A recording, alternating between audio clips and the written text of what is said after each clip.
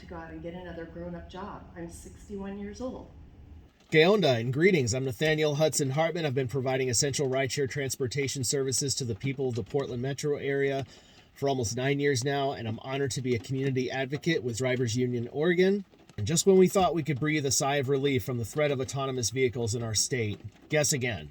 PBOT has proposed changes to its existing rules which would enable permitting and testing of autonomous vehicles.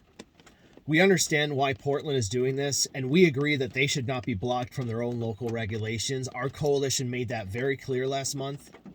But these rules, as proposed, strip away a very important requirement for a human safety operator on board. This is especially concerning considering the news that came out that Waymo has remote safety operators in the Philippines.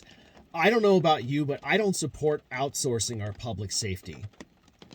These AV rule proposals also lack protections for our workers, many of whom are coming from low-income and immigrant families who are barely scraping by as it is. What about the impacts to local labor?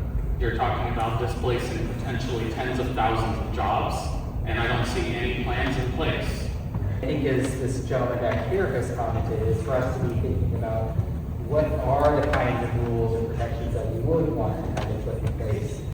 And we agree with PBOT here. We support requirements for a human safety operator on board, as well as limiting the number of AVs on the road, and actually human drivers while we're at it too, because if you ask any Uber or Lyft driver out there, there are way too many cars on the streets as it is, and we don't need to flood our streets even more and create even more congestion. It's especially concerning considering this is a company, Waymo we're talking about, that is not above taking people from vulnerable communities and raising them up as monoliths for their own corporate gain. This is shameful. Waymo is creating the illusion of safety to pad their profits. Waymo doesn't make our streets safer. Safe human drivers do. So instead of funneling resources back to Silicon Valley, let's keep those resources here in our community with those that need them most.